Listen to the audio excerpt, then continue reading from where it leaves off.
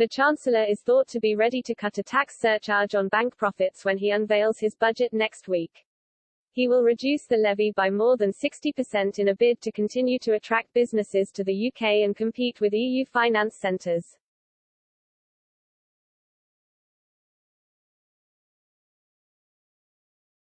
His decision to reduce surcharges from 8% to 3% comes after he announced earlier this year his intentions to hike general corporation tax rates from 19 to 25% from 2023.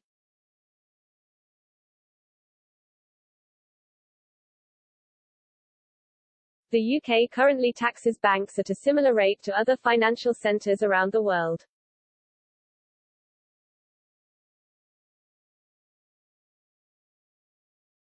At present they pay 27% on their profits, made up of a 19% corporation tax and the 8% surcharge.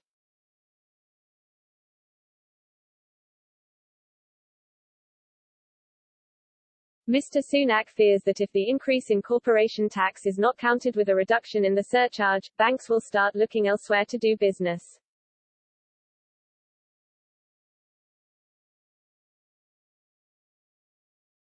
The Treasury refused to be drawn on the tax plans first reported in the Financial Times.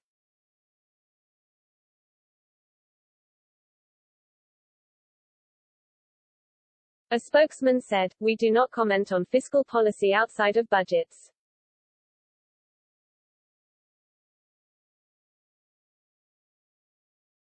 Mr. Sunak will outline his tax and spend plans to MPs next Wednesday afternoon.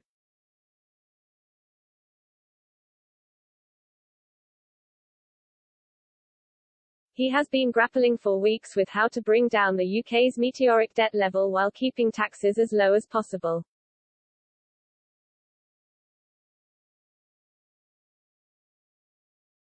UK debt stands at more than £2,224 billion after record borrowing during the pandemic to keep the economy afloat.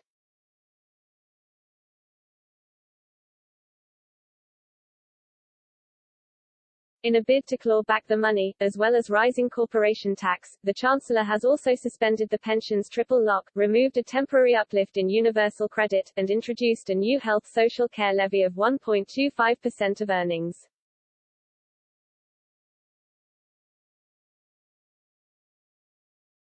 Under the current measures, it means the UK's tax burden would be about 35.5% of GDP by the end of the Parliament, the highest level it has been since World War II.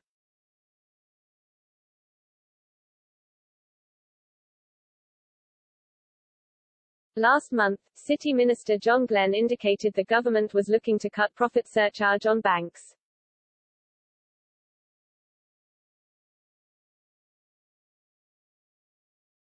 He said, "To be competitive, we have to have competitive tax rates, and that's what's on the Chancellor's mind."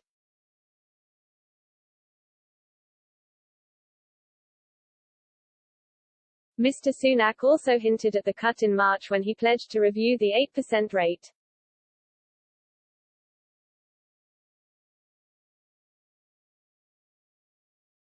The Treasury is eager to ensure the City of London remains competitive after the EU blocked access for Britain's financial services.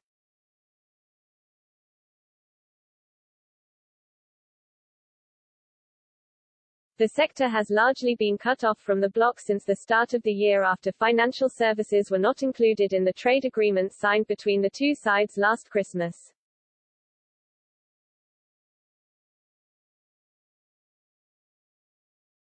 Brussels has denied the UK equivalent status, accepting Britain's own financial regulations are similar to its own, to grant access to businesses despite being governed by the same rules until just months ago.